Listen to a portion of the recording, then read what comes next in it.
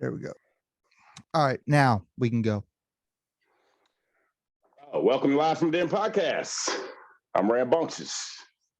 This is my man, Hayamudenku. Peace and hair grease. Yeah, although neither one of us use hair grease. Nah, but for real though. Yo, man, I'm actually really excited to talk to Wade Woods, man. It's gonna be fun. It should be dope. Yeah, tonight we got Wade Woods on the podcast. Yes, sir. HoneyBee Cannabis Company, based out of the Madison area. Oh, he is in Madison. Okay. For some reason, I thought he was northern Wisconsin. Okay. I don't think he's in Madison. I think he's in the area, like around. Okay. Yeah. I mean, we can talk him. I don't know exactly where he's from, where he's at. Still Madison. You know what I'm saying? That's just I just know that I know that every show he's popped up at since I've known him, they've been Madison shows. So I'm assuming those are the easier ones to come to. Yeah. You know, I saw a dope picture with him and Payne One and Natty Nation. I was like, oh, okay. I went through his page a little bit. And I was like, okay, I see. He had a UCAN event. Shout out to UCAN Madison. He had an event for them where they raised some money. It was dope. He told me he's known Natty Nation for like a minute, like a long time. Oh, I believe it, bro. They got a following and connect that's crazy in Madison, in that area, and probably expanding from there. I don't know their reach, but seems like it's fucking far, man. You know what I'm saying? Shout out to those dudes. They put on a great show. Yeah. I've seen them. I think I've even seen them at Summerfest. They played Summerfest. I've seen them at other random festivals around Wisconsin. Yeah, they're definitely dope, man. Shouts to Natty Nation. Yeah, for sure. Hey, cool dudes. They seem cool when I met them. Being in Madison, I've seen probably 10 shows of theirs. I can't remember. You know what I'm saying?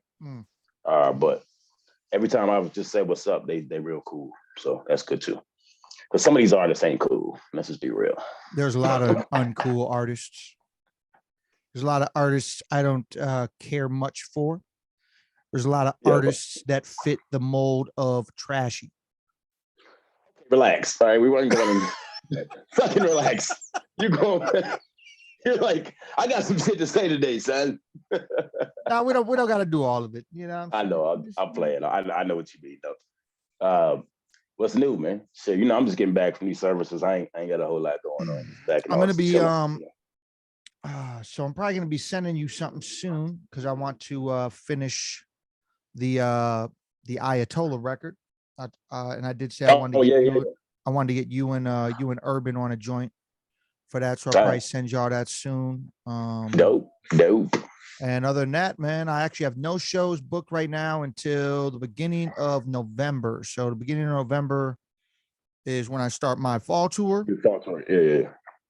And yeah, nothing booked till then. No, I might do an October Racine show, but I haven't heard back from the dude yet, so I don't really know. And I'm waiting on one date for the tour for me to announce the tour flyer. I'm waiting on one date, but I actually just got a message from dude saying it might be hard to lock down the spot now because I would be in direct competition with Rock, who plays there the same day. Damn. So it might suck if I can't get it. I asked him if he had some other shit. And I mean, I'd always be open if they have a slot. I'd be open just to open for Rock. You know what I'm saying? I was about to say you have had a personal relationship with her in some way and met her a few times. At least better. You don't meet somebody more than once, but you know what I'm saying? I would be like, yo, hey, let me go and get on this show. Yeah. You know what I'm saying? But as it's how the shit goes. Maybe it worked, maybe it won't.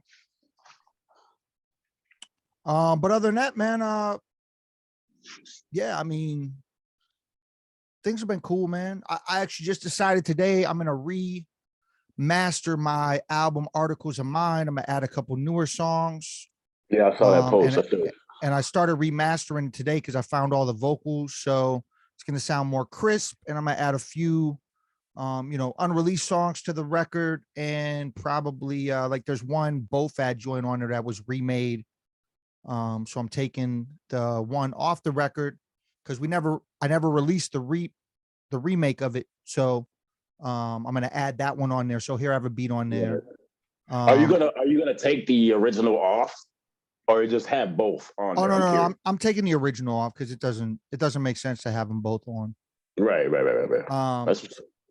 Plus I added a verse on it, like my dude Alaska from Adam's Fam. He added a verse onto the song. The song's actually the question and answer song with Sabak Red from Nonfiction, and then my dude Alaska added a verse onto it, and Bo Fab redid the beat, but we never released that version. So I'm gonna add that to the record, and I'm actually try to reach out maybe to Black Buffalo, since they're back to doing vinyl, and I might see if they want to repress that album because it was fresh. You know what I'm saying? But they quit doing vinyl because of the lockdown and everything, right? Or something like that, right? No, financially they just weren't in a good place for a little bit. I think is what I was told. And and then shit picked up.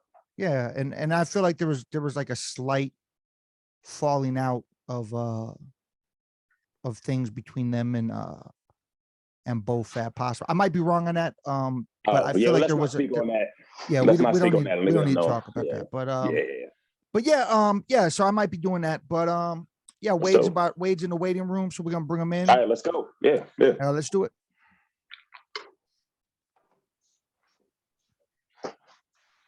Live from the Den podcast. You should do that voice all the time.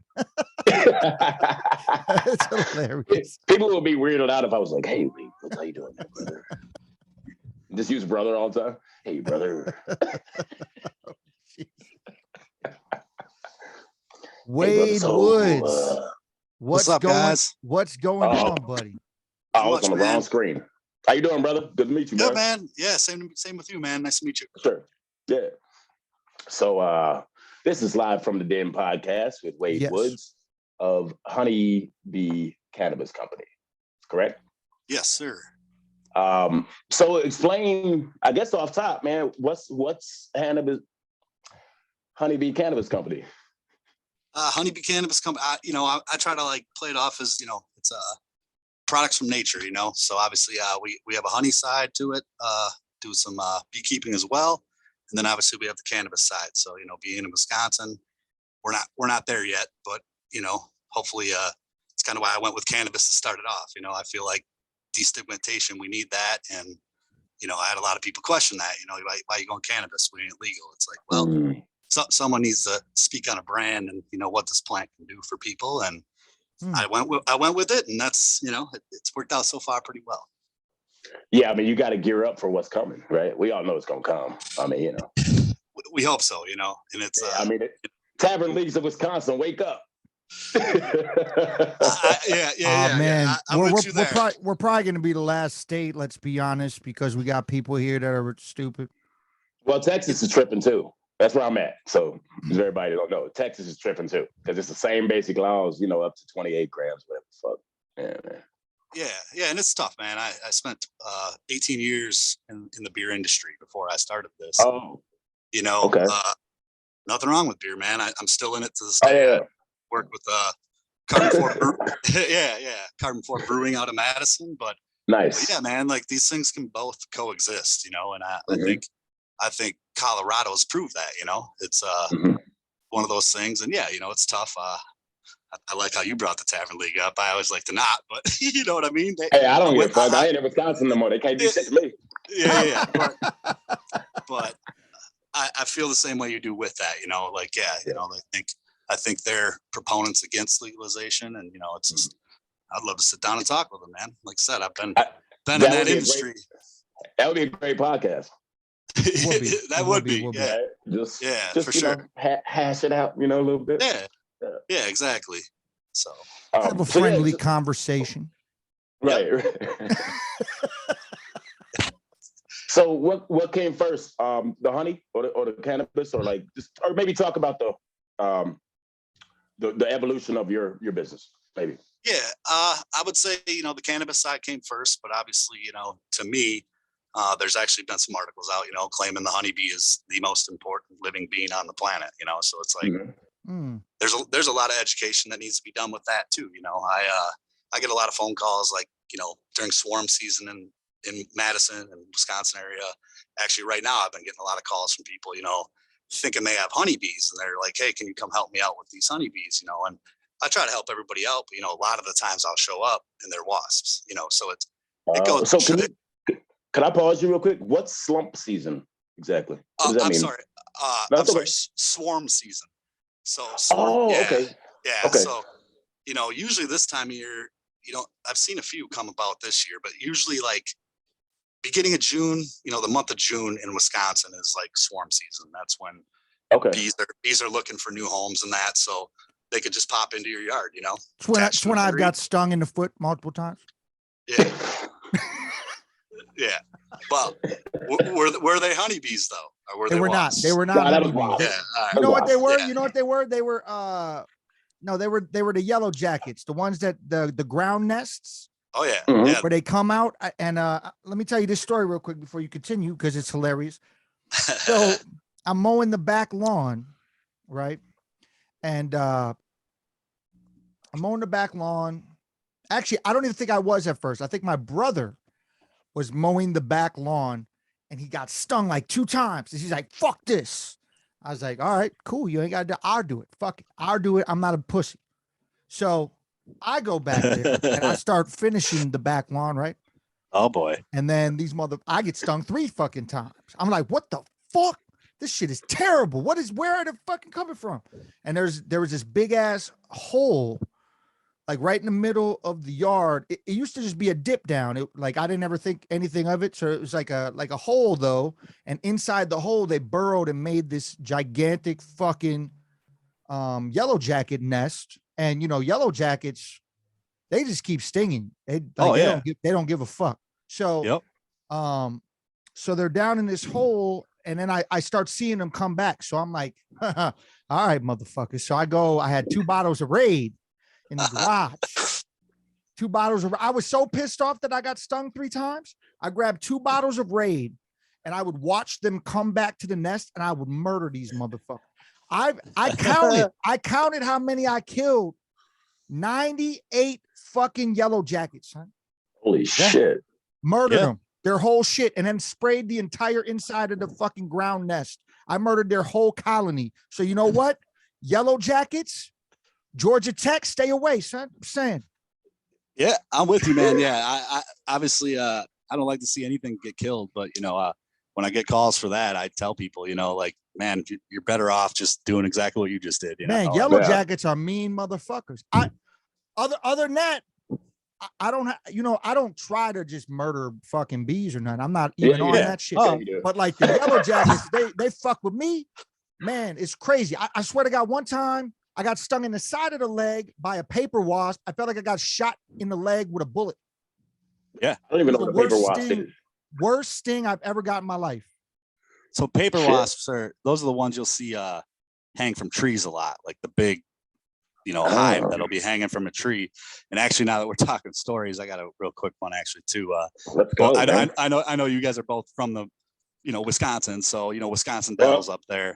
Correction. I lived in Wisconsin for about 18 years. Not from Wisconsin. All right. Well, but you're probably familiar with Wisconsin Dells, correct? I am. Yeah. So there's Jellystone Campground that's like right off the interstate there. So you drive by it as you're going. And I think I was 14 doing a little league tournament up there, and a couple of our teammates were out in the woods, kind of just adventuring and stuff. And we see this massive paper wasp nest sitting in this tree, and probably like 2 times the size of a basketball. This thing's huge. And this kid on my team's like, watch this. I said, don't do it. I said, don't. And he took a big old rock and threw it through that thing, and he ended up in the hospital that night. They swore. Yeah. They just, they directly target. Yeah. It's almost mind boggling how they can do that. Like this, he was a good 30 feet from it, and they knew where it came from and they went. Let's just retrack. Wow. Let's retrack and tell your friend the genius behind his idea. Yeah. Just young kids, I guess, just being. He's a genius. Dumb. He was a genius for doing this. It was awesome. Yeah. He taught us all a good lesson, and if we didn't believe bees were going to get us at that point, like, that day we kind of learned that, yeah, certain bees will get you.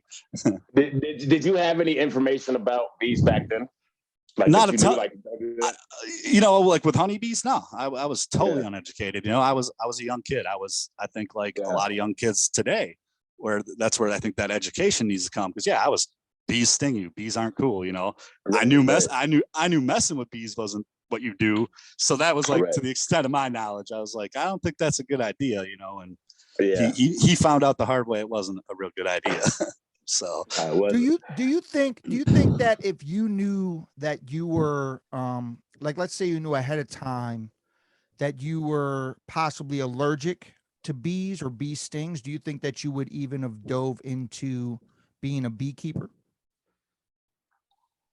probably not. I mean, if I was allergic, I probably would not.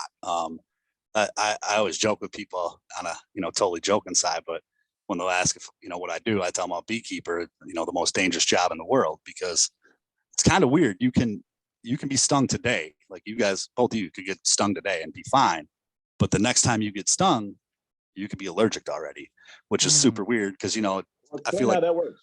Yeah, it really is, because usually the body, when it something comes into the body, the body reacts, and the next time it comes in, it's already had that happen. So you would think the body would be able to fend that off. But yeah, it's kind of weird with bees, man. You can be all good, and then one day not be all good. Yeah. So how did you first get into it? I mean, like, explain that. Like, not every it's a rare thing that somebody becomes a beekeeper and then mixes that with cannabis. So, like, explain that.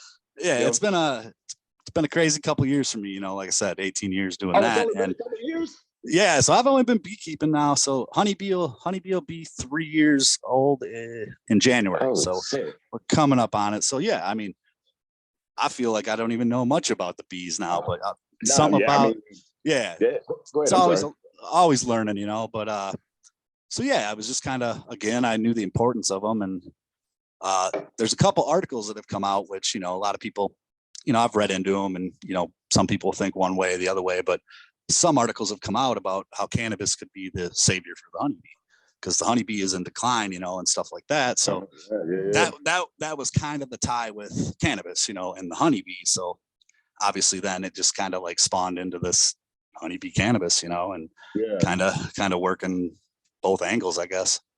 Well, why is that? Because I was working hemp for about a year. I was working on a hemp farm. I was an ex-girlfriend of mine, and I just helped out on their hemp farm.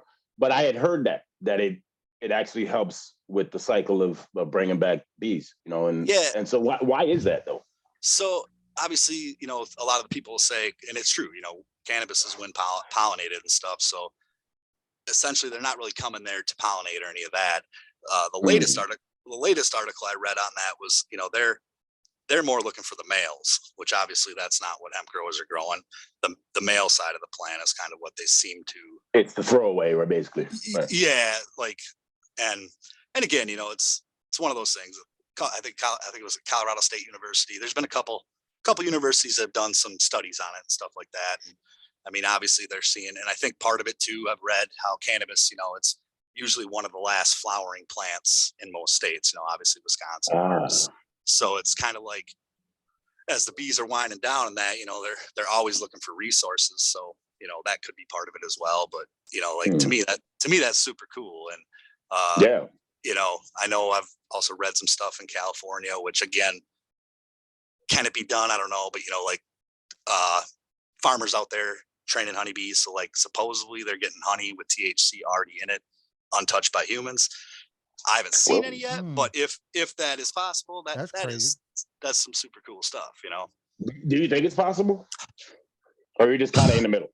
Well, I guess, again, only because I'm still learning bees, like obviously I've talked to some, people, and I guess you call them mentors and stuff. And they were saying like, not really, because like my thought was, if they're landing on the plant, they're pulling trichomes, onto their legs and stuff. So if they go in the hive, like, they're bringing it in, but it's most likely going to be, in non-detectable form. So like, I don't think you'd be able to pull honey, go test it and be like, oh, there's a bunch of THC or CBD in it. Again, I think it could be done. I know obviously I tried to do a little study. So it's like reading that article, we knew bees like cannabis, So I think it was 2 years ago, working with a farmer, we actually got 3 different breeds of bees. So we got the Italian, the Carnolians, and then the mixed breed, in between the 2 of them. And I was like, yeah, let's put 3 hives out here. And, that was my plan, was to, hey, let's test the honey, see if we can, like at that point, we'll know which, like, do the Italians like it more than the Carnolian, just, I was trying to have fun with it. And then it sounds like a mob movie. yeah. So check my jacket, son. Check my jacket. I'm sorry. Go ahead. No. So yeah, unfortunately, like it didn't work out at all. We ended up losing the bees over the winter time, and then we didn't get our entrances closed off. So in spring, all that honey got robbed out of the hives. So we didn't even have the honey to go check it, So learning experience. When you say got robbed, like by other bees, or what do you mean? Yeah. So usually it's like feral hives, So again, springtime, when they start, when spring comes and that weather warms up and the bees start to get active, like that's the first thing they're doing when they leave is they're sending drones and all that out to find resources, whether it's nectar, pollen, whatever. And, if they come across the hive of dead bees, that honey will be gone quick, So, oh, wow. Yeah. Damn, I had no clue of that. That's learning some stuff today, man. Oh yeah, I didn't know none of that. That's crazy. But I guess again, I'm sorry, I diverted from what I asked you. But how did you get into it? 3 years ago? I mean, it doesn't come across everybody's plate like, oh, you know what? I think I'm going to just start beekeeping. You know what I'm saying? Like, how did that happen? Yeah, again, it's been a crazy story.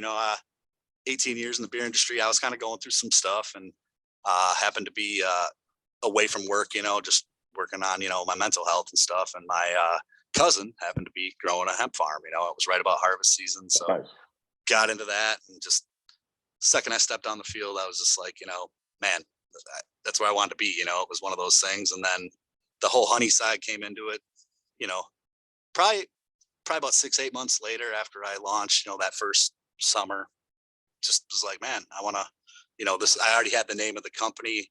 Obviously bees meant a lot. So I was like, let's do it. Let's dive in. So nice. And what does it take to start doing something like that? I mean, YouTube or what, how did that happen? Yeah, there's obviously there's tons of stuff online you can watch. Obviously I still do that to this day as I'm learning, and Facebook, there's the Wisconsin beekeepers, so it's like, that's got, just people from all over the state that are, novices like me and not knowing what we're doing. So it's like, people put up there like, this is what I'm going through. So I've kind of learned through that a lot, honestly, and but yeah, getting into it, I would say, initial investment per hive, you're probably looking at, I don't know, $500-$600. That's that's not bad actually. Yeah. And then I guess your protective gear and stuff, that's probably another, 150 or something. But yeah, it's not super expensive. The really tough part is it's really hard to overwinter them. That's where you're getting them from fall to spring. Wisconsin's I think the last I read, the national average is like 27%. So Wisconsin falls even lower than that, and there's a lot of different factors there. It's like, prepping your hive correctly. You got the veramite, which is like the biggest threat to the bees. It's a tiny mite that takes out colonies. Okay, how do you prep? Oh, okay. You said that a tiny mite is like a termite in reference, like you were to. Yeah, they pretty much attach to the top of the bee and, kill them, but they can take colonies out pretty quick. So that's one thing I've struggled with, because like everything well, there's ways to check, you check for mites and stuff. And I guess everything I'm trying to do with honeybee is like as natural as possible. So, and right now there's most of the ways you do mite treatment is chemically based, and it's like, shit, it's like, and, they're getting there with some different things. So my biggest thing, like, and again, I'm totally learning with this whole thing, but I look at it as bees have been here before any of us, so I do my best to put the bees in an environment that they can strive in, and then just let them be bees, which some beekeepers might say that's not the way you do it. Obviously I haven't had the greatest overwintering success. So it's like, they're probably right with it. But again, I want to let nature be nature. And, usually if the hive is strong, you hope they can survive it, without having to chemically treat and all that stuff, Yeah. You're like, where are the essential oils? It's crazy. It's crazy getting the insight of the importance, like when you research and look up like the importance of bees and what they've done over time and everything like that. I even think there was a movie I saw one time. I can't think of the name off the top of my head, but there was a movie that I saw one time where the way they were able to save the planet is bees. It was crazy. I can't remember the name of the movie, but it was like an apocalyptic movie, and the only thing they had left was they were on top of this gigantic mountain area or whatever. It's like this scientist chick or something. And the only way that they were able to save the planet had something to do with the beehives that they kept alive on top of it. And I can't, like I said, I can't remember exactly the name of the movie or how it all went, but there was a big significance of how the bees were so important to the world itself that they were able to save the planet in the end. So it was kind of crazy. Well, there's that slogan, save the bees, save the world. I know that's been a campaign in a sense, right? Yeah. And Appleton, Wisconsin actually kind of launched it, at least what I saw, kind of go like on a viral level. And this year, they call it No Mow May. So a lot of people don't realize dandelions are super important to bees. Like one of the most important things, because again, that's the first thing we see pop up in our yards, So Appleton did this, what it would have been 2 years ago. And then like this year, I saw a lot of other communities jump on board with it, which is cool. It's like, man, just let it grow for a month, man. And like, let the bees use that as their resources, which are very valuable to them. And then, go ahead and mow your yard, it's like, right. Everybody's, yeah. It's I'd like to see everybody just grow wildflower and stuff like that. But, we become a society of, I need that pristine green grass to look good. It's like, man, no. Right. So, yeah. So, yeah. I don't know if you guys have heard this one either, but, 1 out of every 3 bites of food you eat is due to the bee, which that's pretty crazy too, to think of that, Damn. Yeah. They're important. That's crazy. That's interesting. So I heard a story I wanted to ask you, but I don't know if you got other stuff you want to talk about or getting more into your lineage of how you got to this. But there was a story I heard, and there's a few different outcomes of the story, depending on who you ask, I guess. But about blue and green and different color honeys in Europe somewhere. Yeah. And they were saying that it got affected by an M&M factory. But then there were other people that was like, no, that's not it. There's some other stuff. Do you know about that one? I have not heard that story. But okay, so there was a factory, and they went about 5 miles away, and they found out that bees were feeding on the dyed candies that this M&M factory, Mars Candy Company, was throwing out, and that these bees were migrating after eating this stuff, and their honey was coming out blue, green, like red, like just some weird colors, and it was because they said some people had a theory that it was because of the M&M factory.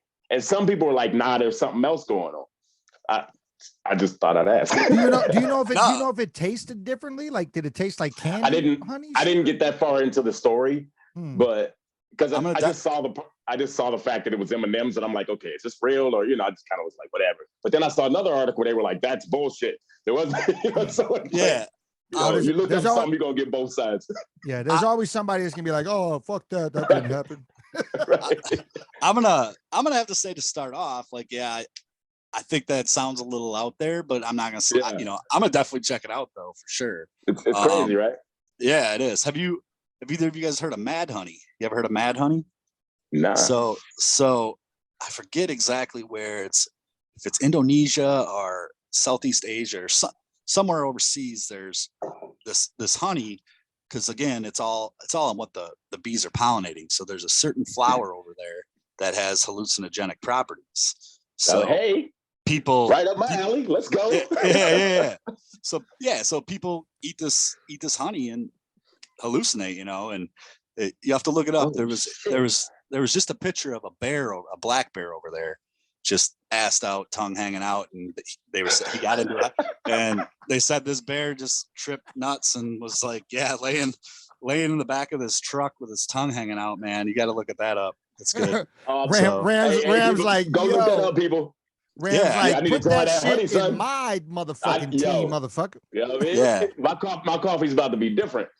Yeah. And I again, I'm not 100% on this, but I think you can legally purchase that like online and have it shipped over here, which. Okay, well, we need to talk off the podcast. Yeah. Obviously, I would like to try some too, Yeah, man. Well, there you go, man. Now you can start a whole new strain of honey. Man. You can hook it up. Yeah. Shit, I need that shroom honey ASAP. I'm with you. Man. So, what's the craziest bee story you got since you've been doing this? Have you gotten stung a bunch of times, or man, I've gotten stung so many times, and I'll be honest, I'm kind of a weirdo. I don't mind it. It's like kind of like an adrenaline rush. Obviously, I don't want to be stung, but another thing with bee, the honeybee is if they sting you, they die because they can't pull their stinger out. So again, that's another education piece of that's their last line of defense, man. They got a job. They got a job to do. So if you're not messing with them, you're gonna be okay. But I was working my hive one day, and they were super docile. So I didn't have a hat on or nothing, and there were times I didn't. And I had one get stuck right in my eye, almost like very tip. So I pulled her out, and that one hurt a little hard more than most, but I worked for like 3 more hours with them, and I had no reaction at all. And I was just like, oh man, that's weird. Like, so I'm driving home and no pressure, or no pain, but I felt this pressure. And I was like, I looked in my rearview mirror, and it looked like Mike Tyson just one time, my face blew up. And this was on a Friday. And I think it was Tuesday before my face went back to normal. It was kind of a nice weekend vacation that, I wasn't going out in public like that. So so you wasn't taking out Eva Mendes that night, huh? No.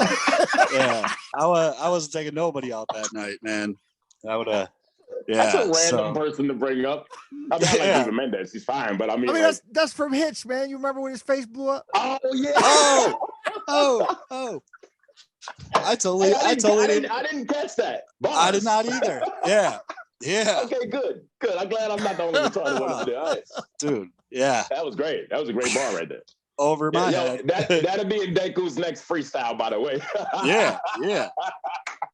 I'll send you guys the picture afterwards. Oh well, hell yeah! That's funny. Man. So no breathing asphyxiation with that. Like, isn't it? Like, can't you get like short of breath with some of these things and shit? Again, I making it up. No, obviously anaphylactic shock. People that are so like, I'll be honest. Up to that point, it kind of scared me a little bit because again, when I would get hit in the forearms and stuff like that, like I really didn't react at all.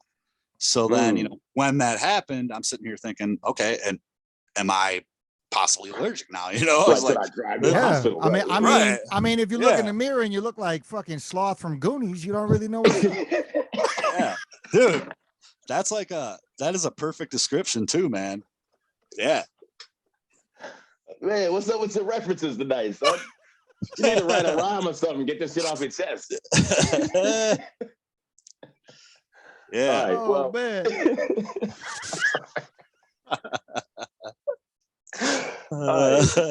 We should have a little thing that goes laugh break. Laugh break. Anyway. I'm dumb. Shit. Shit, I don't even know where we at. So you said you had got stung, but you were saying that was one crazy story. Anything crazier than that? Not so much on my end, no. All right, so you've been safe. All right, that's good. Yeah, that's good to know. I mean, what about you, Ram? What's your stinging story, man? I want to hear it. I've gotten stung twice in my life. One, I was walking across a busy ass intersection in the middle of the west side of Phoenix, Arizona. That's where I grew up a lot. But I'm just walking across the crosswalk, and I see a bee, which is a weird fucking place for a bee to be because Phoenix is all metal and concrete. It ain't, if you're in the middle of the city, right? So I see it, and it comes, boom, lands on my shoulder. I'm like, stings me. My shoulder swell up. I was straight. And then I had a wasp come at me I think it was I think it was on the hemp farm, and the wasp just came at me and stung my face. But Ooh, how was that one? Shit. It didn't swell up all that much. It was like, maybe like 3 times the size of a mosquito bite. Like but it went away. It hurt a little bit, but it didn't do much. Okay. I'm not allergic. That's what I found out. I was scared of shit because I was like, I heard all these allergic stories. I had never been stung by a bee before that bee in the crosswalk, and in my life, which was wild because I was like fucking 19. You know what I'm saying? So I'm sitting there like, wow, I don't know how this is about to react. Yeah. You know what I'm saying? Well, yeah, and yeah, I'm here. Yeah, that's good. Good. We're glad you're here, man. That's all I got. Well, obviously, I explained to you, I've gotten stung many times, and even took out an entire nest. So I do my shit. Day for the bee killer. Yeah. Well, I think it was just a couple years ago, off your story, Denku, about the ground hornets. I think there was a story out of Texas where a guy ended up dying. Same thing, mowing his lawn. And don't tell me that. Don't tell me that shit.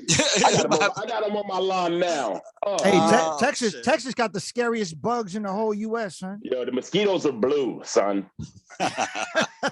I'm not joking. They're big and they're blue. Like they have a blue tint to them. It's weird as fuck, man. Anyway. That's crazy. Oh, no. Yeah. So good luck on the bugs in Texas is basically what I'm saying.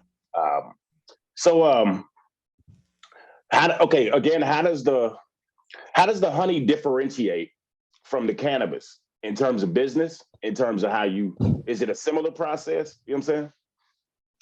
So yeah, obviously the honey side, is trying to keep it as pure as possible. So we essentially just pull frames, we chop wax off, and then we throw it through just to filter out that comb and that to keep it in that natural state. Okay, wait. Nobody knows what that means but you. Can you break that down? I don't mean to say that in a bad way. I'm saying, can you break that down a little bit? Because I know once you're into something like that, you say it as if everybody knows, but I had no clue what the fuck you just said. My bad. All right. So no, it's all good. It's for the listener. Yeah. So honey, to keep it like considered raw or pure, you need to keep it under like 145 degrees. So okay. Once you go above that, you're starting to degrade the properties and the quality of honey. That's where they pasteurizing it and stuff like that. So it's like we usually only bring it up to 100, just to get a little bit more of that liquid state when you're harvesting and stuff like that. And then not everybody likes the comb, the wax part, which is actually very beneficial. You can eat it all, but most people when you go to the store, you don't see a whole lot of honey on the shelf with big chunks floating in it and stuff. It's like. But is that its natural state? That's how it should be. Yeah. So there's it's not appealing or whatever. Or? I think I would say appealing is the right word. So the average consumer, they're used to seeing honey in that just clear state. Like nothing floating in it. And but yeah, comb honey they call it comb honey. So essentially, you got your frame of honey, and you could cut it out like brownies, and then you bite the whole thing, comb and all, you leave the wax coating on it and all, which that's pretty popular, come harvest time. A lot of there's definitely a good amount of people that want it, but it's the people that want it. It's like you're starting to see it pop up in some stores around Wisconsin, especially some of the smaller ones. They specialize in that, but when it comes to big grocery, you don't see a whole lot of that out there, so. Interesting. Well, go ahead. You can continue, and then so you get the comb off. I don't remember where in the process. Yeah. So obviously the bees they'll cap a whole frame of honey. So there's like a wax coating there that you got to scrape that off that exposes each small little hexagonal thing in the hive, where the honey's stored. And then usually you'll put it into like a cylinder that will hold these frames. And then I can never say this word, centrifugal force. Pulls the honey out. So then at that point, you're still going to have a little bit of like sediment and, hive stuff, wax on that. And then that's where we just pretty much cheesecloth it or whatever, just bring that out. And then that's what leaves you with the gold. Yeah, the stuff people like in jars. Yeah. How big of a difference is it between the comb honey where there would be stuff floating in it and then your, clear store shelf honey? So, well, again, as long as it's pure honey, that means hasn't been warmed up. So, okay, the honey industry's really been hurt because for like small guys like me and just there's a lot of fake honey. There's another article that has come out how honey is now the number one adulterated food in the world. Used to be, I think, really? olive oil and that. So, Okay, I have heard that olive oil thing.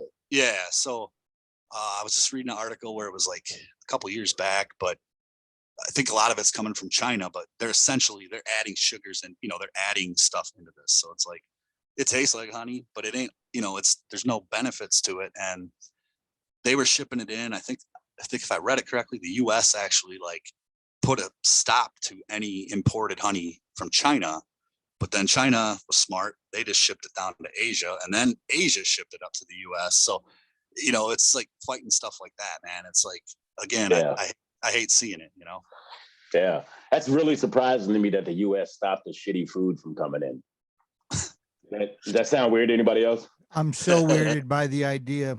It's crazy. That's wild. Interesting. Fake honey. Shit. It's like smoking Delta 8 or some shit. But anyway, you know what I mean? Yeah. Similar, right? Hey, real quick before we go any further, let me just shout out to people in the chat. Shout to Whitney in the chat. She actually said that she heard of. Hey, she actually said she heard of that hallucinogen honey, and you can buy it on Amazon.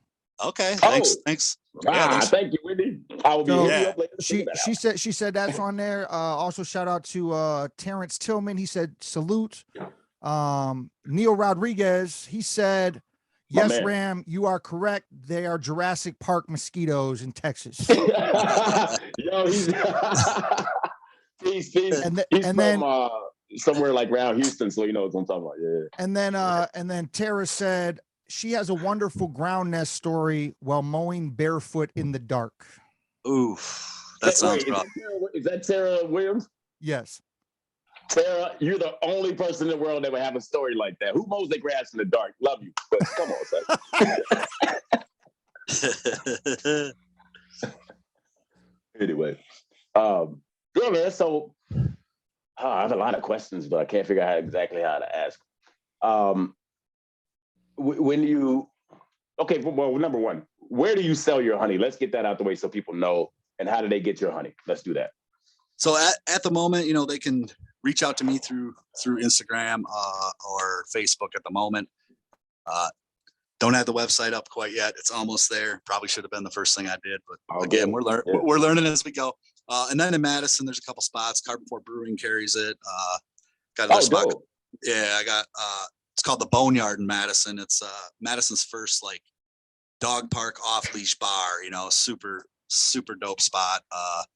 Do a lot of events with those guys as well, but they carry it. So yeah, right now, not in a ton of spots. Obviously, if there's anybody local that is looking for some, I gladly deliver in the local area and stuff like that. But so you personally deliver, like you and the guys or whatever. Yeah, I definitely make a lot of home deliveries for sure. That's dope. That's what's up. Yeah, cool, man. Shit. Do you have a honey beer?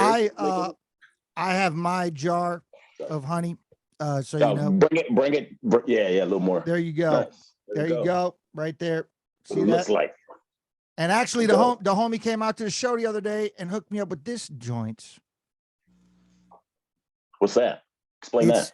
It's the go ahead, explain it. Yeah, so that like I told you, you gotta do it better than Deku. So yeah. So that is called Be Better Have My Honey. So we did an Earth Day. Oh my God, that's hilarious. Yeah. So ended up, no, that's a play on words. Bitch better have my money. Be better have. Yeah. Oh, anyway, thank you. You got it. Yeah. So right away. Yeah. So yeah, we did this collab with Hop House Brewing Company out of Fitchburg. Super great people, and that beer. The proceeds went to Clean Lakes Alliance in Madison, which is a nonprofit that I work pretty closely with and support a lot. And then also the Henry Vilas Zoo in Madison. So yeah, we brewed it up. I think we had about 60 locations throughout Madison, whether it was, liquor stores, bars, grocery stores, that all carried it, and had a lot of people that also like, a lot of bars where it was like they would donate $1 per tap every sold, so it was super, super dope. And yeah, I think we raised a little over $5,000 for the two nonprofits. And yeah, so, but actually, since we're touching on that, so this isn't even public yet. Obviously, it's gonna exclusive.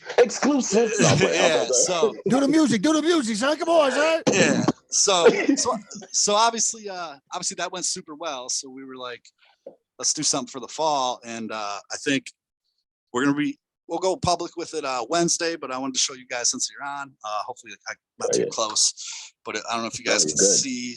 Back it up a little bit more towards the chest. Beast nuts, son. I love it, yo. Yeah, man. So explain to people exactly what that. It's a drink, correct? Yeah. So this is another beer. Obviously, yeah. Okay. Called Bees Nuts. It is a. I get. Yeah. So yeah, it's nut browns are popular in the fall, as you get into fall season, more people are looking a little bit darker beers and stuff. So nut brown's kind of a style that's out there. So we're going to do a honey nut brown called Bees Nuts. So can I order that from you to get it, like, here? Like, can I get it sent to me? I'll get you hooked up. Yeah.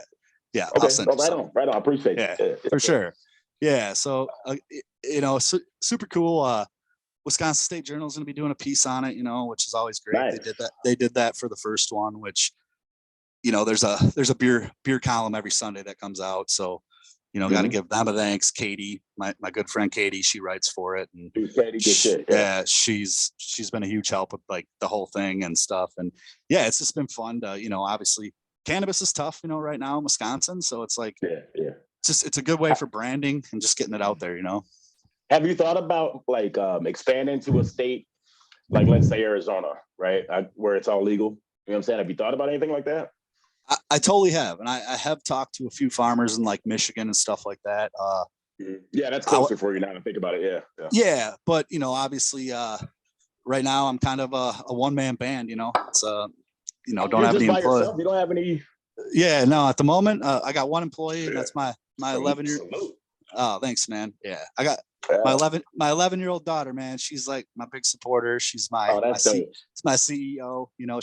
She tags along, and she's amazing. But yeah, I've been talking about like, just maybe partnering with somebody in a legal state when it just with the branding of it or something, just because again, that is the goal, trying to set things up to where if Wisconsin becomes illegal, or legal, I'm sorry. I would just like an opportunity at a license, it's nobody knows if they're going to license 100 people, 2 people, 5 people. So, just trying to do things the right way. So when that time comes, so hopefully the opportunity's there, Yeah. Well, I'm going to hit you up after this podcast. I got a homeboy, Mark DiCarlo piece. He is in the cannabis industry in California heavy. And he's a dude I would like. I don't know what would come of it, but I think y'all should talk because it might help both of you. I don't know. Yeah. But yeah, I'm up to my man.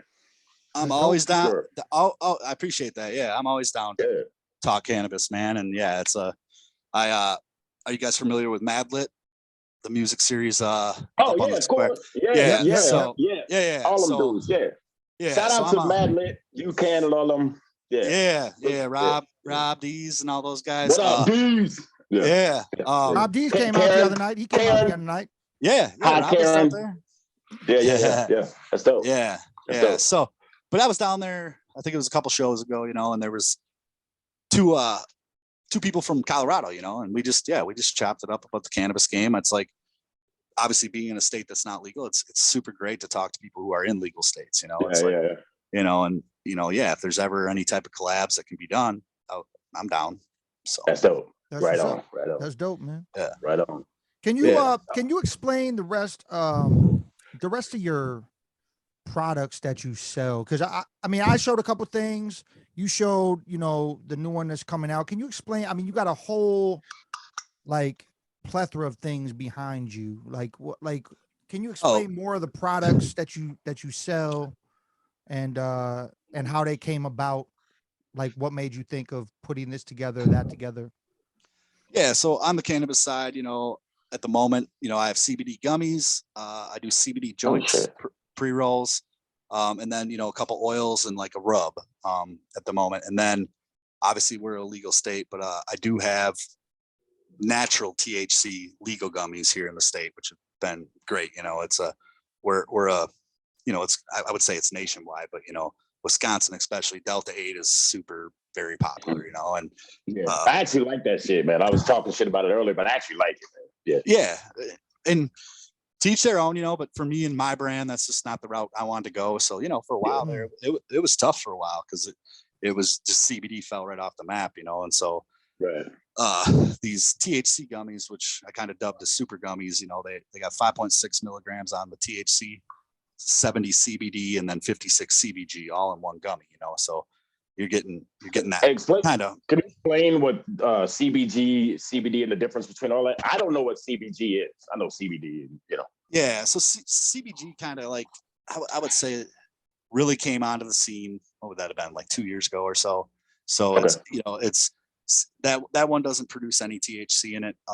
It's kind of a lot of the same, pain relief people see from it or whatever. But you know how some people will attribute CBD to kind of like sleepiness and stuff like that. Right, right. CBG is a little bit more of the, I guess I'd say, sativa side of it. Like Okay. might give you a little bit more energy compared to CBD and that. So that's dope. I'm glad to know that. I didn't know that. Yeah. And same thing. There's been some articles out there where obviously it's fairly not new, but like they're just starting to do some tests with it and studies, and there's been some out there that say that CBG could be the granddaddy of all cannabinoids. Mm-hmm. We're talking over top of THC and everything else, So no anxiety and shit, or eliminate all that. Well, it's one of those That things depends on the person. That's exactly what I say. So Yeah, obviously, okay. well, the reason I say that is just with the FDA, like I cannot sell this product as this will do this for you or that, it's like, I can tell you what it's done for myself or some people that, buy it, but it's, I think that FDA just cracked down on some companies not too long ago that were, advertising, so yeah, I'm with you. I look at it as we're all, every one of us is a different human being, so we all ingest things differently. So it's just, for some people, I've got some people that have been like, CBD does nothing for me, but I've got a lot of people too that it's helping, so it's just, everyone's different. Well, my bad. I interrupted your question though. So if you want to go ahead and go into more of your products, I'm sorry. I just realized that. Oh yeah. So it's all good, man. Why you gotta cut my question off, son? I see how it is. I ain't smoked no weed, so I'm a little. Yeah. So like I said, at the moment, that's kind of like the cannabis side of it. Like I said, pre-roll joints, a muscle rub. I actually partner with Shaw Evans and his gym, the Blast. Shaw, what up? Yeah. So, and again, that for them, for the athletes and that, they seem to love that rub. It just seems to help them post fight, stuff like that. So that's super dope. Yeah. Have you tried to get any other fighting spaces, or you just started with the gym? That might be a fucking route to make you rich, bro. You know what I'm saying? Well, I'm serious. Yeah, no. Honestly, Shaw and the whole team over there at the Blast, they've been dope. They rave the product. They post. They talk about it. So it's like, and I think the biggest thing that I've noticed is how many different places are out there for it. Like you just said, like the fighting down that road. I look at golf. People that golf, like that's a perfect rub. Having a rub at the golf course somebody can buy. Like obviously swinging clubs. There's definitely been some spots I've gotten into that like you wouldn't think that's where like we should be selling but sometimes a little bit. Yeah, definitely. Some of those, So, but I think a lot of different avenues to go. So, and then obviously music's super big to me. So, Yeah. Pain One's been a huge supporter of mine. Like probably one of my probably my first. You know, I was actually telling Denku Saturday. You know, like when I started this, I never did Instagram. I didn't know nothing about it. You know, so I got on it, and I think my first follower was Pain One, and I'm like, what's a blue check? What's a blue check box? I didn't even know what that meant. You know? And then it was a super super great story, man. Like come to find out, man, we grew up 10 miles apart our whole life. We somewhat ran with the same crews, and yet we had never met till that point in life, you know. And that's cool. Madison is too. Wow. The thing that's super cool about someone like Pain One is that he's still there. You know what I'm saying? Like because he's done so much shit, he don't need to be there. You know what I'm saying? Mm-hmm. Yeah. Oh man, he's an amazing human being, man. It's like honestly, like he's my friend now. We're friends, you know. It's I don't look at it as, you know, obviously we we're looking to do some partnerships once the website's up, which that's like again on me. But you know, like I said, man, I respect the hell out of that guy for who he is. Yeah, that's dope. Yeah, man. That's dope as fuck. Yeah. I didn't do that at all. I saw some. Oh, I'm sorry, go ahead. Oh yeah. Well, no, just like Denku said, you know, like everything he's done, he don't need to still be there. But not only is he there, he's like a integral part of the hip hop community in Madison, you know, and like and his YouTube channel, and you know, him with Dame doing their Music Entrepreneurs Club, like that. That's, you know, man, like you said, man, he doesn't need to, and he's out there trying to help the younger generation and navigate the music industry. Like to me, that's respect. It's solid, man. I see his informational videos to artists all the time, and there's things I've learned from him. You know what I'm saying? I've been doing this shit for 20 some years. I still learn shit. You know what I'm saying? It's dope. So it's super dope. Yeah. I learned stuff like that can pertain to my business, you know, like just through like the stuff he does, you know, like I said, him and Dame and sorry, y'all, my phone's up. But you do have a oh shit. They got we didn't see a crack in the camera lens. That'd be fucked up. Nah, son. That's crazy. My tripod was off balance. My fault. My fault, people. Was that a joint laying there down on the ground or what? No, it wasn't. That's the problem. I might have lost kilter. I don't know what the fuck's going on over here. Go ahead. Real quick, I actually have an unreleased project coming soon with Pain One, just to shout that out. And actually, Ram has done pretty much a whole record with his group. Yeah, oh shit, I gotta change this. All right, sorry. Playfair Cypher back in the day that he used to be down with. Me and Andrew, Vedar one is, and you know, Rambo. So we went by Playfair Cypher, and Pain produced the whole record, the whole joint. You know what I'm saying? Nice. And that was dope. I mean, it was easy. You know what I mean? You know, you get a producer's beats, like Bofat's like that. You get his beats and it's just like, oh, this is just gone. It's just, I don't write like, I just did this as if I write anymore. It's more like this now. But but it just becomes easy. You know, you got this producer that knows, you know, how you guys sound. It was just easy. And shout out to Pain One, because, you know, he didn't have to do that. My dude Vedar One reached out to him, and it was a great project. That was back in 2014. That's how we met, Danku. It is how we met. And the funny part about that is, so Wade met Pain One, and Pain One probably got him in with Sha, right? And the way I met Wade is through Sha. Yeah. Oh, that's crazy. Yeah. We met it. Sha brought Mac Lethal to Madison High Noon. What was that, month or two ago? Yeah. We I got there, and then obviously Jason was posted up next to me, and I think the first thing I noticed, I think I told you, was like the way you had your merchandise, you know. My merch store set up. Yeah. It was like, yo, he calls himself the collab king. He should call himself the merch king. That's just my own thing. Yeah. I'll throw that out there. You can have that, Danko. You can have that. Oh, word.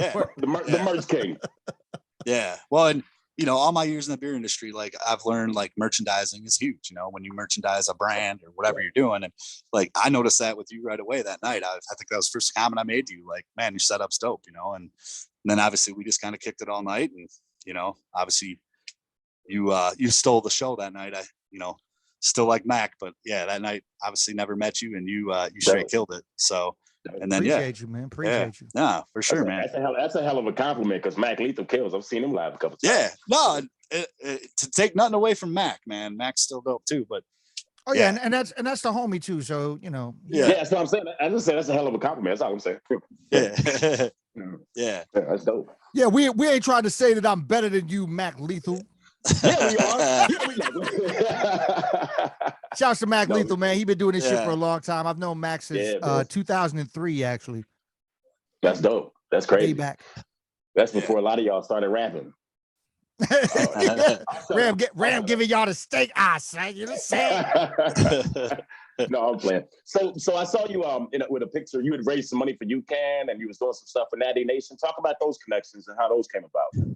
Yeah, so obviously last year I spent the whole summer on the road with Natty, kind of. I don't know if you call no one knows that. Yeah, that's dope. Yeah. That's crazy. Yeah. So I don't know if you call it like a tour, not even the tour manager. But I would drive them to their shows in their own van, because I was like, man, you guys are artists. Yeah.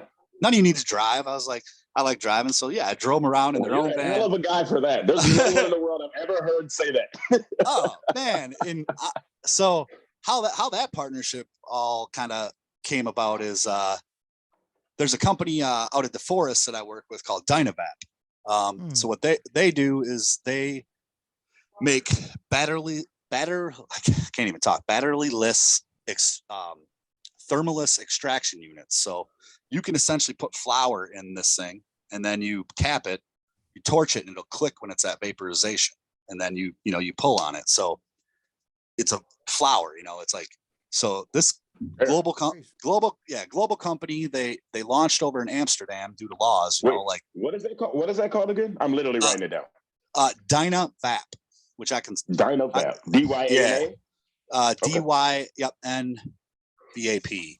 So nice. So I'd kind of been working with those guys, and then all of a sudden they sponsored Natty for their Bob Marley reunion, our birthday bash or whatever.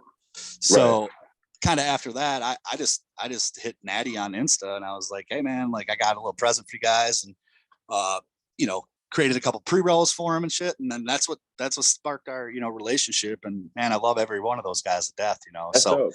Sorry to drag that out, but yeah. Anyway, no man, no. That's super dope. That's dope. Yeah. So anyway, the Boneyard, which I kind of mentioned earlier on, good friends Steve and Jeff that own this place. It's a dope spot, and they started music maybe a couple months ago. They just built a stage, so obviously, I was able to get Payne and then Natty Nation together, and we threw a big bash, man, and it was dope. It was a great time, and obviously, whenever I'm doing events, I'm always trying to get back to the community in some way, like with the beer, it's like Clean Lakes, and obviously the only bummer about the night was it happened to land on the same night as Madlit, so so when we were booking that, it just happened to be the only night Natty could do it. So that was when right away my thought went to, well, hey man, like I'm not trying to compete because I sponsor Rob and the gang. So it was like, we're going to make it a fundraiser for UCAN, and yeah, we had a great turnout, and yeah, it was $510 we raised in 5 hours or 4 hours. And, that's great. Yeah. It was, So I think Earth Day next year, when we release the next Earth Day beer, we're going to kind of same thing, just do a reunion back at the Boneyard and have a big bash. Okay. So if you need a dope artist and Ram is in town, me, Ram, and Urban could do a Cypher Den show with y'all. It would be fire. Well, that's what I was asking. I don't know when Earth Day is. When is Earth Day? Earth Day is Saturday, April 21st. So the nice. Hey, man, I mean, if we make it happen, I can get back in town. All right, man. So let's gonna throw that out there. Yeah. It'd be fun. That'd be dope. We got the we got Natty and Payne already got them on the calendar. So yeah, because it's that event will be an Earth Day event. So that event will go, doors will open like probably noon that day, close at like 10, 11. So yeah, man, we could always. That'd be dope. Yeah, let's make it a big old music show, man. We got some time. That'd be dope. That'd be super dope. Yeah. So, So where we at? Who's your favorite? No, I'm just saying. I don't know. This is live. Are you actually okay? So are you actually in Madison? Because where are you actually located at? Because me and Ram talked about it before we even started the podcast. I know that the shows that you had come out to recently have been Madison shows, but are you actually in Madison? Or are you just like in the area or? McFarland. So McFarland's like, Oh yeah, okay. I pretty much say it's Madison, it's Yeah, it is.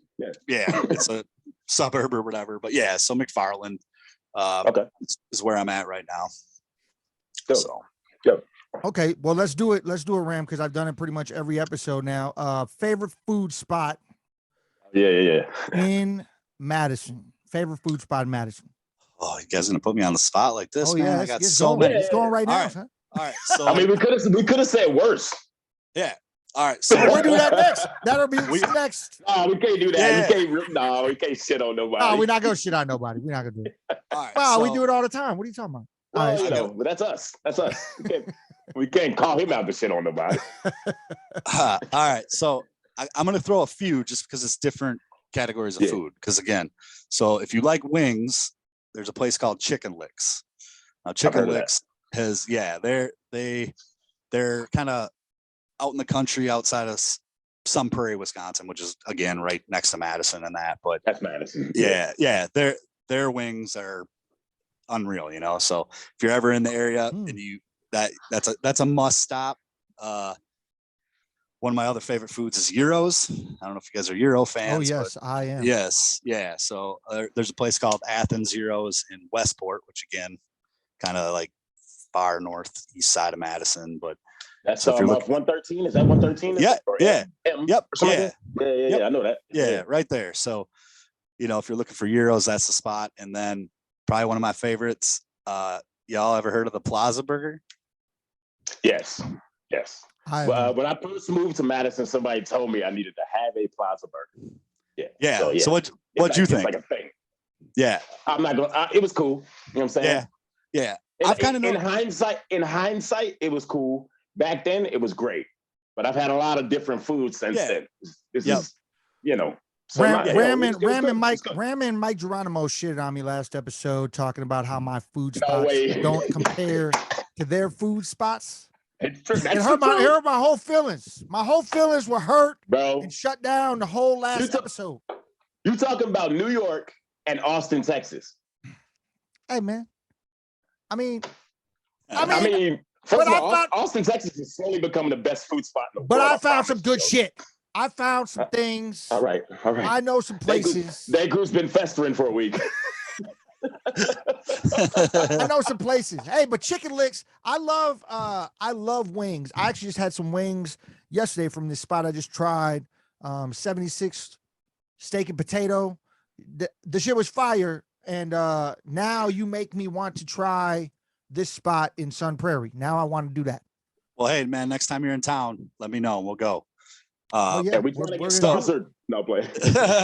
So I'm not a blue cheese guy at all. I'll eat it a little bit, but it's not. I am. So I don't know what Chicken Licks does to their blue cheese over there, but man, I'll eat that by spoon. Spoon that stuff. You don't even like it? No, I mean, I'm not a huge blue cheese. Yeah. It's the crack. It's the crack. Oh man. I almost drive by there sometimes and just pop in and be like, can I get a tub of fucking blue cheese I can take home? Yeah. Blue cheese and a spoon, please. I'm gonna dip all my food in it. All my food down. You don't know it, but they put that good honey in there that you got. They stole it from you. They put it in there and they got you.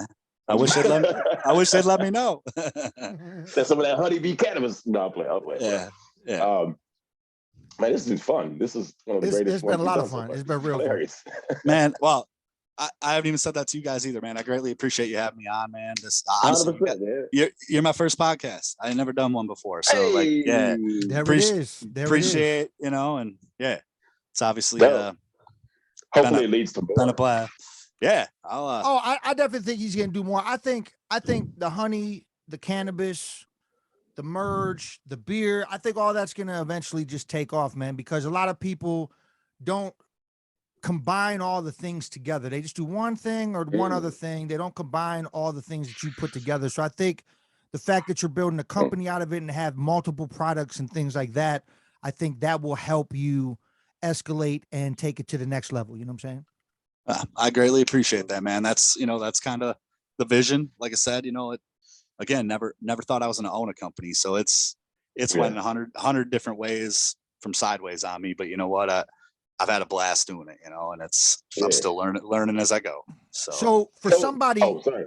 Good. My bad. For somebody that's trying to start their own business, what kind of direction, instruction, thought, or idea would you give them to try to move in a successful direction to do that? Man, I almost feel like I'm not the guy to ask for that, just never doing it. That's a great question, though. Yeah, no, you're right. It is. And I guess, you know, obviously you got to find something you're passionate about first off, you know, like if you're just, I wish you the best, but yeah, if you're not passionate about something, but you know, and again, this is just coming off of what I've done. So it's like, who's to say if it's right or it's wrong, but for me, community and giving back is like super big. You know, I think for me, that has helped me, you know, it's like, one, I need to make enough money to keep the business going, you know, but my ultimate goal is to educate and to help people. You know, it's like, if the money comes at the end, cool, that's cool. But you know what? It's really about helping people, you know? And like, so if I can create products that help people and give back to the community at the same time, like, boom, you know, I'm already successful that way. Like whether what things say, I'm happy with what I'm doing. And, you know, that's what to myself, it's success, you know, like I'm having a blast, you know, and getting to give back to the community in the process, makes it even better. Dope. So I probably didn't answer the question real well. No, you hit it. That's the perfect answer, man. Because I don't think a lot of people who are starting businesses think that way. That it's a give thing. Like I've heard things where people say, when you give, there's a feeling that you get that's even higher than when you get. Right? Like when you receive something, yeah, that's cool. But when you give to other people and see how that reaches people and how that affects people, there's a genuine like prize in that. I'm not wording this well, but you know what I'm saying? Like there's a feeling in that that's different, you know? Yeah, for me, like I'm a very giving person, you know, and you hit it on the head. For me, that's what is success to me, is being able to give. I would much rather give than receive all day long, you know, and that's So I agree with your statement very well. So and agree with my horrible wording. That's good. Yeah. And you know, I guess real quick, probably the craziest story since I've launched HoneyBee is, so it was right during the dead of the pandemic, you know. That was my next question, is how did that affect you? So go ahead. I'm sorry. Oh yeah. Obviously I launched, you know, January 25th, right when it all went down. So holy shit. I can't go to stores and sell because nobody's open, you know. So I had all this product around. Well, you know, I had buddies that owned liquor stores. I had buddies that owned restaurants that were struggling. So for me, I could let the stuff sit in my house and go bad, or I could, what I ended up doing was giving a couple area restaurants and bars or liquor stores, I gave them product. I said, sell this at a cheap price, and all that money goes to your employees to help them through the pandemic, you know. And it was, again, what was I going to do? It was a way to get my brand out there. That's actually a smart marketing tactic without the pandemic. Get shit away to get it out there. Right. I'm sorry. Yeah. So yeah, that was kind of where we were at. And then that Earth Day, you know, Carbon 4, who I'm still with, they kind of started the whole like Earth Day beer, you know, that we did. The first year we did a 1 barrel batch just at the brewery. This year you know, Carbon 4 is super busy. So that's the reason, you know, I linked up with Phil and them at Hop House, who are great, you know, so it's been great either way around. But so we did that. We got some, you know, we had the news come out and do the story. Well, it was like 2 weeks later, I get this email from ABC World News with David Muir. And I was like, thinking this thing, you know, what the fuck, you know, thinking it's spam or whatever. And they somehow caught this story, and they were like, we're doing a story on how small businesses are trying to survive through this pandemic, and that we saw your story. We'd like to talk to you. So, so yeah, I ended up doing like a 45-minute interview with, you know, David Muir's assistant or whatever. And, holy you know, and you came on this podcast? Oh, shit. well, I'm like, yo. Hey man, don't try to knock our hustle, son. No, I'm just saying it's fucking ABC. It's a big fucking difference. You know what I mean? But so obviously I was blown away. I was just like, here I am, little old me, like, and working with Carbon 4 Brewing, and we did this beer. It was like, holy shit, how did this fall into like your guys' lap? And so long story short, I wasn't part of the article. We had our talk, and the article came out. It wasn't featured or anything, but still, it was just the fact that like that somebody saw it at that level. I was just like, that's dope. It was so it was definitely something I just never expected, and it was crazy. It was a good experience, I guess. Either way, it didn't, like I said, didn't hit the story, but I don't matter. Cool. Did they do it like with video or anything? No, so I did like a video call with them, and then I see. Yeah, so I think the story just ended up hitting like print or whatever, digitally and stuff like that. I don't ever recall seeing like on the nightly news them doing a little piece on it or anything. But it was again just like, holy shit, why am I getting emails from ABC News and shit? That's fucking crazy. So, well, you'll probably be in their archives. You know what I mean? Like it's forever there. Yeah. Whatever that's worth. That's dope though. Yeah. So I don't know where are we at with time? Where are we at with comments from? I mean, we're a little over the hour mark, but I mean, it's kind of natural flowing. I mean, if you want to cut it, we could. Other than that, let's see. We got shouts to Travis Wallafang. He's in there. That's DJ Element. Shouts to him. Shouts to Task KU Tac. He's in the house. Peace. Neil wanted to ask. Neil got in here late, but he basically wanted to ask. He wanted to know more about the honey and cannabis topic as far as the process happens. How did you get into the business? But he got here late, so I feel like you kind of already touched on that. I told him to watch the replay when we post on the YouTube. So so that's. So I got one last question. If y'all want to do it like that, I don't know. Yeah, let's do it. I'm good. There's no order. So what's the last thing? What's the one thing you would want people to know about bees, and what just like a regular person at home can do to protect the fact that bees are becoming extinct? We didn't touch on that a whole lot. We probably should have, but just if you could touch on that fact and what the regular everyday person can do, or is there anything, or obviously, education is big. I think anybody, get online, do some reading on it. One, they're just amazing creatures. It's like reading about it every day. I read a new thing. But just one thing you can do is plant more wildflowers. Whether it's in your yard or whatever. Like I said, no mow may can help. But again, I think the biggest thing is just the education of bees. Like again, honeybees are completely different than wasps and all that, and they're not here to harm you. Because again, like we talked about the story I had when I was young. At that point, I was like, bees sting you, kill them all, or stay away from them. So I had I think it was last spring during swarm season, I got a call from Cottage Grove, which is right suburb of Madison as well, and they I had a family that had. Do we have two phones in one episode? It's happened too. Yeah. So now you're not alone, Ram. You're not alone. Thank you. Yeah. Right, let's go. The honeybee knocked them over. Who told you killer bees? So I got a chance to go over and capture the swarm. It was in like a cul-de-sac. So there's about 10 houses in the cul-de-sac, and there was probably kids ranging from, 3 years old up to like 14. And it was just super cool to educate these kids, because they were all, when they're in this, so when bees are in their swarm season, they're pretty docile because they're looking for homes, they're not protecting the honey or anything.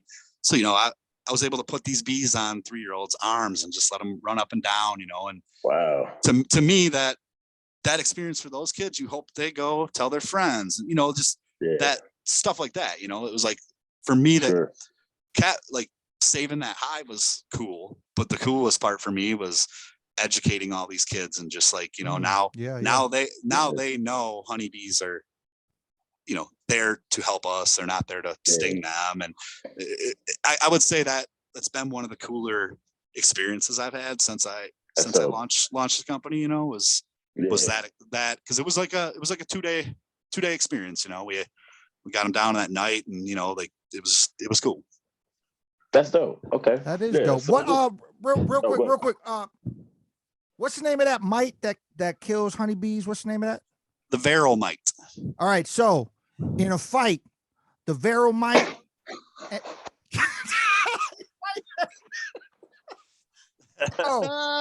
in a fight, the varroa mite and a murder hornet, they're fighting. Who's winning the fight, and which one would you rather not have if you could choose one to try to fuck with your hive? Don't fuck with me, Ram. Don't look at me like that. Have you ever watched? Have you ever watched a murder hornet fuck with a hive? That shit is crazy as fuck. I just ran from a hornet this fucking big the other day, and I'm not exaggerating. It was like as wide as my face. Son, that's a murder hornet, son. They're here now. Yeah, Did you know that? I went inside. So if you want to, if you guys want to see a cool, murder hornets will like take a hive out with a quickness. You know, they come in, but for real? Yeah. So I think it's the Chinese honeybee. Look it up, but I think it was the Chinese honeybee. They adapted, and they have footage inside a hive where this murder hornet comes in, and what the honeybees essentially do is they swarm it, and they just make and then the body heat from the honeybees, they incinerate the murder hornet. It's wild, you know, like that's how wait. Yeah. There's video of this? Yeah, inside the hive. Yeah. Somebody can find it on YouTube or something? Yeah, I'm gonna try to YouTube it right now, but it's a cool that is video. Crazy as fuck. I'm on it. People look at that video. That sounds very interesting. I don't know, honeybees kill murder hornet, I think. We'll see if that brings it up. Hey, we should drop that in the link in the comments at some point. Yeah, that's crazy as fuck. But you haven't seen it? Like when they talked about the murder hornets, some of them being seen in the US, everybody made a big deal about it. And then they showed this video of what murder hornets can do to a hive. And literally a murder hornet goes into a hive and it decapitates every bee. It just takes the heads off. Yeah. It's just crazy. I hadn't heard of this at all. No. It's super wild. Yeah. So they had to group up. Like, we can't just have y'all come around just killing us.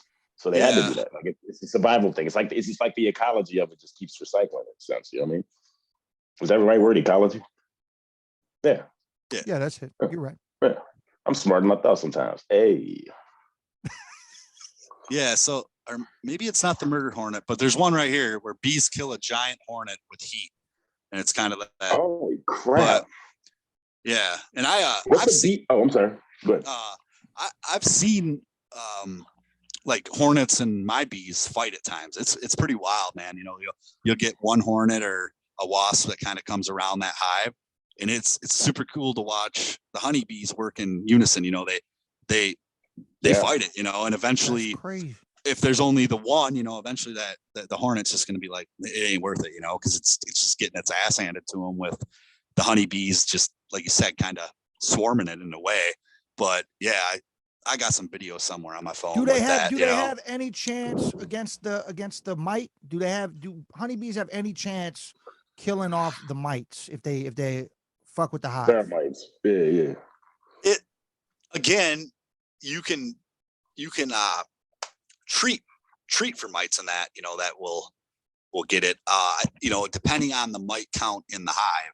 But yeah, if the mite count is hard without, you know, human intervention with treatments and stuff like that, most of the time the mites are going to overtake the hive, you know.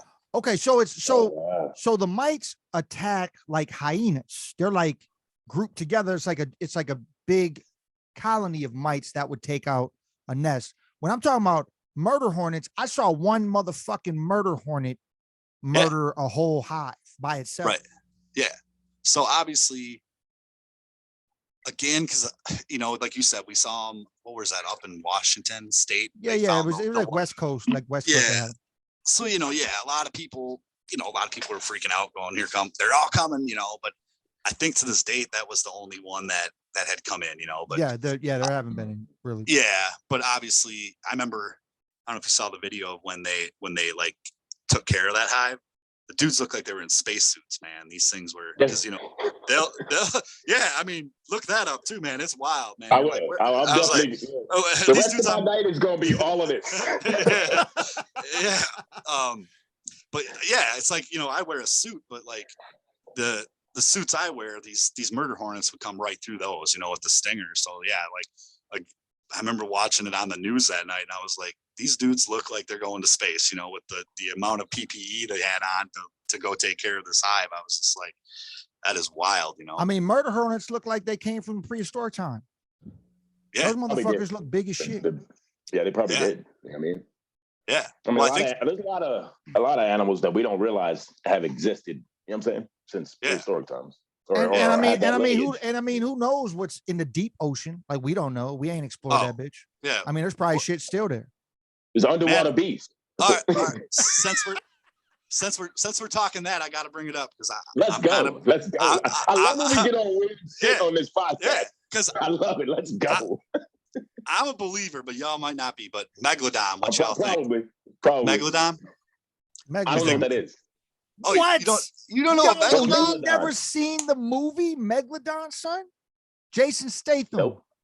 Oh my God. It's supposed to be the biggest shark ever in life that ever existed back in the day. And they're saying, I mean, I don't know. No one's technically found one living today. Right? They haven't found. But back in the day, like, if you see the mouth of a megalodon, it could basically eat a fucking blue whale, son. Yeah. Oh shit. They they say they still exist? No.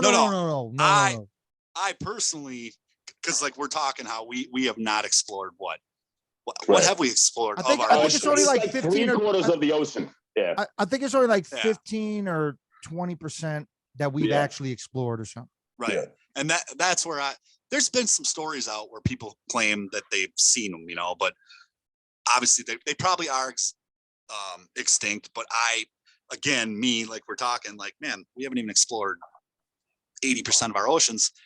I feel like they're probably still down there somewhere, man. They just see them, But yeah, check that out too, Megalodon, because you'll see like they'll have a diagram of like a great white shark, their bone structure with their mouth. And yeah, Megalodon's like what? Way bigger. Like 10 times. A Megalodon would fuck up a blue whale, is what I'm saying. Like, that's blue crazy. Whales huge as fuck. Megalodon chew the fuck out of a blue whale. Like, if you see how big they were, I've never heard of that. That's wild. So they have bones in museums of what megalodons, like the size of their mouth. I swear that they've had the bones of the mouth, and the shit's like. You can walk right into it. Huge. You can walk it. Yeah. It's fucking huge, man. Crazy. It's humongous. Damn. But yes, so now that you're randomly speaking about Megalodon, how so if you believe in the Megalodon idea, thought, theory, since we haven't explored much of the ocean, and I mean, it could be there, you know what I'm saying? Yeah, we haven't explored much shit in the ocean. Loch Ness Monster. I want to believe it's real. Do you believe in it? It's just one lake though. So you figure if we haven't explored the entire ocean, that's understandable. People talking about the idea of the Loch Ness. I can't even believe we're talking about this right now. We're supposed to be talking about B shit. But the Loch Ness Monster. Yeah, you're right. Fuck it, whatever. Loch Ness Monster, you figure it's just one lake. You're telling me that y'all motherfuckers didn't explore the whole lake and you still ain't found the shit? All you have is the thought and idea of somebody saying, I see something, but you haven't explored the whole lake to see if you saw the actual shit. Come on, son.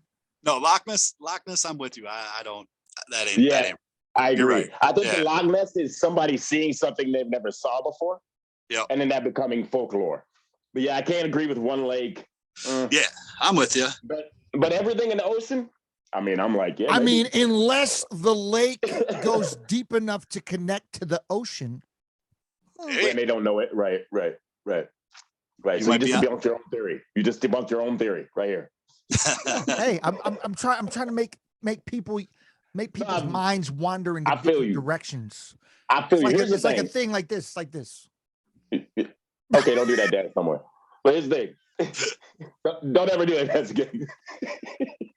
Here's the thing. I believe in everything that has a plausible base to it, right? Like if it's plausible, I'm like, all right, well, I'll go down the rabbit hole, maybe. But if it seems like bullshit right away, I'm like, nah. But then also, we've lived through 2020 to 2022, and damn near every fucking conspiracy you can think of is real. So it's like, all right. All right. Yeah. I mean, fuck it. Lock this monster lives in my backyard for all you don't know shit. You never know. It's Milwaukee. It's Milwaukee. You never know. I mean, did I ever tell you about the time that I saw a random deer just run through my the backyard in the city? Big ass deer just like I'm outside. I'm like, what the fuck is that? And yeah, you wasn't even expecting a deer. Motherfucking big ass deer just runs right across the street, goes into somebody else's backyard and runs right up the hill. And then I'm trying to look. I'm like, is it dead now? Because the traffic is crazy. Yeah. And I go up there, I look around. No, it ain't there. It's gone. I can't even see it no more. You know what? I'm seeing a lot more of that in the Madison area, man. Deer in the city, and it's just obviously like the Madison area is growing a lot, and obviously we're taking away their habitat, man. They had the bear. Remember they had the bear. Their nature. Yeah. Remember we shot the video. The bear was in that park. Right? Oh, yeah. Remember the bear? Remember that? No. Yeah, people saw a bear in Madison, like in the wild open. Last year was I remember that. over in Middleton. Yeah, they. I was living in Middleton. I don't remember that at all. Oh yeah, man. They saw it like. Son, dog, what were you high on when we shot the video? Because which video? Who you are? Who are you? Yeah, who you want to be? Who you want to be? Sorry. When we shot the video, we had an entire conversation during the daytime. Oh man, I purposely erased useless facts from my brain. Why the fuck do I need to remember that? You know what I'm saying? Because the day itself was cool enough to remember, son. I mean, the day was cool, but I don't remember that thing. You know what I'm saying? It happened during whatever, man. It happened during the video shoot. What I'm saying. We didn't see a bear. Let's correct this for everybody. No. We didn't see a bear, but we talked about it. And the bear, literally, off that pier that we saw, they saw the bear off that pier. Yeah. Oh, I don't remember that at all. And that probably happened, but I literally lived across the street from where we shot. So I just don't remember it. The bear was there. You know what I'm saying? The bear was outside your window at one point. Not my window. Nah, son. Nah. You know what's fucked up is during the pandemic, I literally would sit in the parking lot in my car and chill, smoking, drinking, whatever, doing shrooms, listening to music, whatever, podcast. So I would be out there. So a bear could have walked up to my car at any point, and I would have been like, "Oh shit!" Like, give him a high five, huh? Give him a high five. Oh no, actually, give him some honey, motherfucker. Shit. Right. Get you a jar of honey to carry around with you for the bears. It's not a bad idea, actually. It's been fun, man. It's been great. It's been super dope. It's been super dope. A good sport on our weird ass combos. So now that we're done with this part, when are we starting the recap of episode 2, man? I want to talk some UFOs. Let's go. Oh yes. Yeah. Let's go. All right, where we at? I gotta pee though. So it's gonna be rough. It's gonna be hard for me to stay here. I gotta piss. No, I'm just kidding. I'm just saying. Yeah, that was dope. Give us a quick couple minutes on your UFO theories. I'll be honest. I believe in them. Yeah, for sure. Yeah, well, you can't help it. They just told us they were real. If you don't believe in them, you're just stupid at this point. so kind of one of my things was like, obviously there's a lot of satellites out there that are always moving by and stuff. So obviously when my daughter Riley was a little bit younger, I can pick those up pretty easily in the sky now. So I'd always tell her it was the intergalactic highway, So I was like, hey, that's the UFO highway up there, and it was just fun, but obviously I've seen a couple things that I just can't explain, like maybe they were satellites, but like they weren't satellites. Yeah, for me, I know a satellite now. It slowly moves across the sky. But when I see it doesn't. It's on a trajectory with satellites. Yeah, they're on the same trajectory. They don't move off course. You see what I'm saying? I've So noticed that too. Yeah. I have seen one moving. I'm like, satellite, and watch it just literally go straight up and disappear within like a second. They're like, okay, that weirded me out a bit. Like, okay, that That was in Wisconsin. Yeah, it's just. I feel like we should tap Dustin in now. Yeah, actually, shouts to Dustin Shadow for being on the podcast a couple episodes ago. Shouts to him for even having this conversation. But real quick, Dustin, I saw Nope. Worst alien representation I ever seen in my life. Don't say shit. I haven't seen it. I'm just telling you, terrible representation of. I don't believe anyone. You don't have to believe it. I'm not saying the acting's good. The acting's great. Well, the acting has to be good. It's Keke Palmer and Daniel Cooley, Mike, whatever the fuck his name is. Worst representation of alien life I've ever seen in my entire life of movies. So since we're talking aliens and movies, I just watched the other night. I hope you guys have seen this one, The Fifth Element. Oh, I love Fifth Element. I agree. Probably that's probably in my top 5 movies, man. That's a great movie. Yeah, great movie. Yeah, super dope. So what's the multi-pass? The multi-pass. Okay. So you said you had a couple experiences, but you only talked about one. What's the other one? I would say both were like that, that just type simple, of experience. Quick. Yeah. Just where, something like, again, where I'm like, this is most likely a satellite, but then just are you being a little reserved? I feel like it might be being a little reserved, Wade. We might have, maybe for another show, we'll have to like. All right.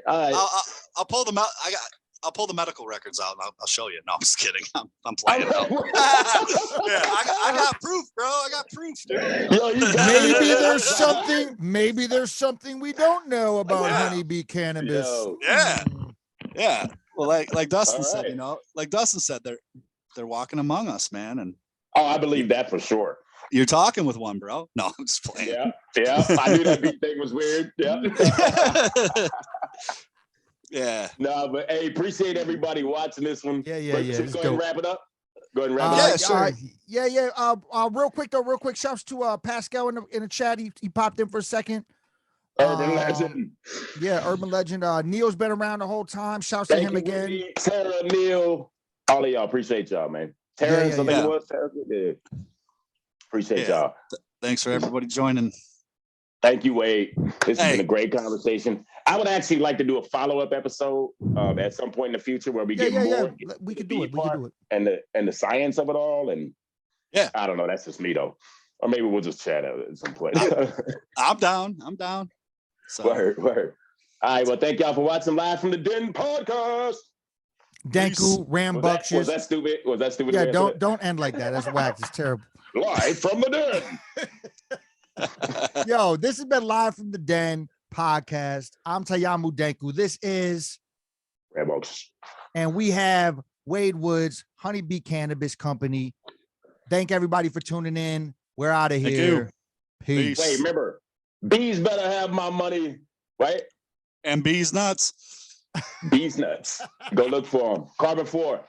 Appreciate you. All right, y'all. Peace. Peace. All right, dog. Y'all be safe, man. Be loved. Yeah.